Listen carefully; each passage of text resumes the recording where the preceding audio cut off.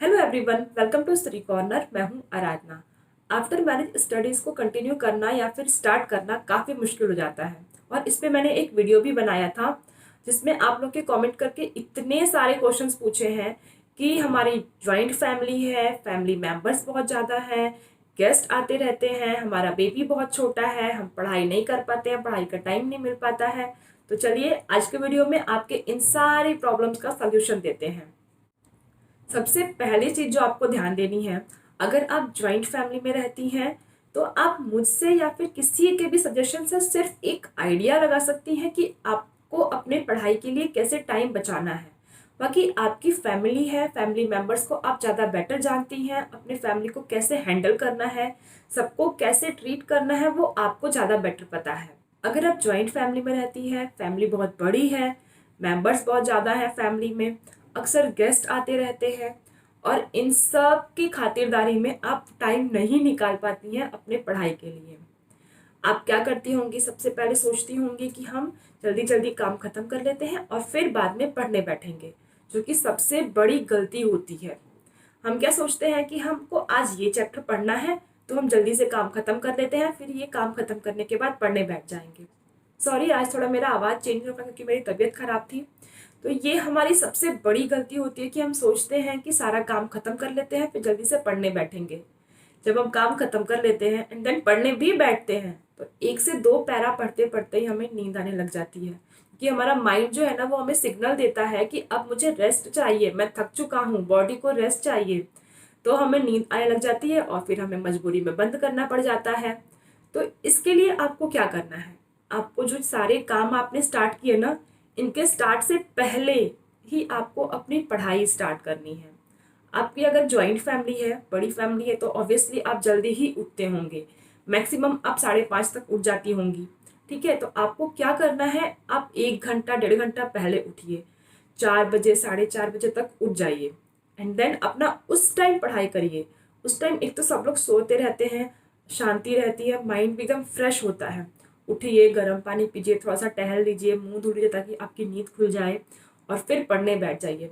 आप जिस दिन भी ये देख करके देखिए, आप जिस दिन भी 1 पैरा पढ़ लेंगी ना, सुबह के मॉर्निंग में 1 पैरा, आधा पेज अगर भी आप पढ़ लेंगी स्टार्टिंग में, अगर आपको हैबिट नहीं है पढ़ाई की मॉर्निंग में, इतना ही पढ़ के देखिए, आपको देखिए दिन भर आप कितना कॉन्फिडेंट रहेंगी। तो आप मॉर्निंग में जल्दी उठिए। अगर आपको एक चैप्टर खत्म करना है तो एक चैप्टर खत्म कर लीजिए, जो भी आपका एक गोल होगा कि हाँ मुझे आज ये खत्म करना है। गोल नहीं भी है तो आपने कहीं से तो स्टार्ट करना ही है, तो कुछ भी करके स्टार्ट करिए और पढ़ाई करिए। आप देखिए उस दिन बहुत ही खुश रहेंगी, अंदर से लाइक बहुत खुशी होती है कि फाइनली आज मैंने इतना पढ़ लिया है। एंड देन अपना डेली का काम शुरू कर दिया, डेली का रूटीन अपना डेली वाला। फिर जब आपको टाइम मिले ना, दोपहर के टाइम, दोपहर में थोड़ा बहुत पढ़ लीजिए, क्योंकि जब आप पढ़ी रहेंगी ना सुबह मॉर्निंग में तो आप थोड़ा अंदर से कॉन्फिडेंट रहेंगी, और उसके बाद जब काम खत्म करने के बाद भी पढ़ाई करेंगी तो आपको इतनी खुशी रहेगी, थोड़ी सी आप और भी पढ़ लेंगी, आपको नींद नहीं आएगी उस खुशी की वजह से। तो आपकी सबसे बड़ी प्रॉब्लम का सलूशन आपको मिल गया कि आपको मॉर्निंग में जल्दी उठना है और काम शुरू करने से पहले आपको पढ़ाई करनी है। ठीक है, ये हो गया पहला सोल्यूशन कि अगर ज्वाइंट फैमिली है, फैमिली मेंबर्स ज़्यादा हैं, गेस्ट आते हैं जिन पे हमारा कंट्रोल बिल्कुल नहीं है और काम करना कंपलसरी ही है। मैं भी घर की बहू हूँ, मैं भी मना नहीं कर सकती हूँ काम को, पूरे घर के लोग मुझ पर डिपेंड है, तो मुझे भी काम करना ही करना है। बट इसके लिए क्या करना है कि सुबह जल्दी उठना है और सुबह का टाइम जो है वो पढ़ाई में लगाना है। उसके बाद डेली का रूटीन स्टार्ट करिए और फिर जब बीच बीच में टाइम मिलता जाए तो आप पढ़ते जाइए। नहीं भी मिलेगा तो एटलीस्ट आपको रिग्रेट तो नहीं रहा कि आज मैंने कुछ भी नहीं पढ़ा। क्योंकि क्या होता है ना कि दिन भर तो हम अगर थक गए, टाइम नहीं मिला, नहीं पढ़ पाए, फिर जब रात में सोचते हैं ना कि यार आज तो हमने कुछ पढ़ा ही नहीं, तो बहुत बुरा लगता है। तो आपको ऐसा बुरा तो नहीं ही लगेगा। अब बात करते हैं सेकंड प्रॉब्लम कि हमारा बेबी बहुत छोटा है, हम पढ़ नहीं पाते, टाइम नहीं निकाल पाते। तो ये तो ऐसी प्रॉब्लम है ना कि इस पे किसी का कंट्रोल नहीं होता है, आपको अपने बच्चे के अकॉर्डिंग चलना होता है। अगर आप फर्स्ट टाइम मदर बनी है तब तो और भी प्रॉब्लम हो जाती है, जब बच्चा सोता है उसी टाइम खुद भी सोने के लिए टाइम मिलता है, वरना सो भी नहीं पाते हैं।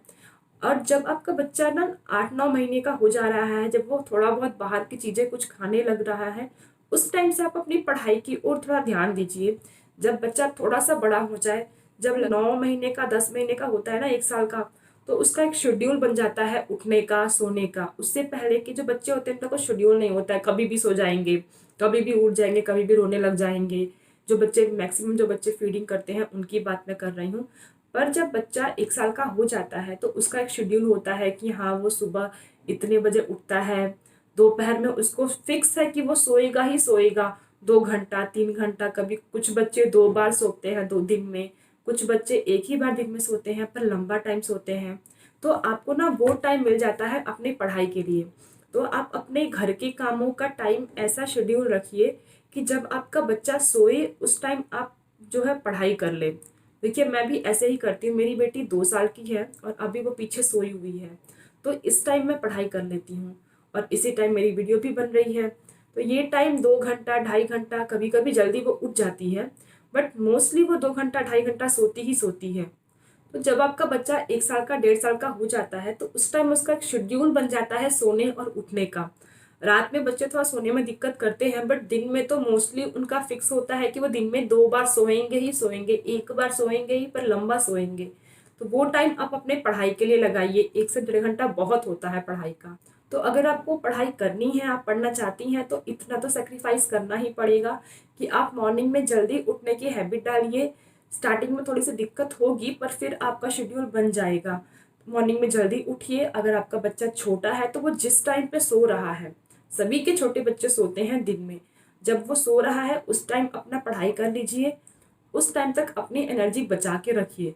ये नहीं कि डेली के काम में, साफ सफाई में ही अपनी सारी एनर्जी वेस्ट कर दी और फिर जब बच्चे को सुला रहे हैं तो खुद भी सो गई। ऐसा बिल्कुल नहीं करना है। अगर ऐसा करेंगी तो आप पढ़ नहीं पाएंगी। आपको पढ़ना है तो कुछ ना कुछ सेक्रीफाइस तो करनी पड़ेगी, थोड़ी बहुत अपनी नींद को भी सेक्रीफाइस करना ही पड़ेगा।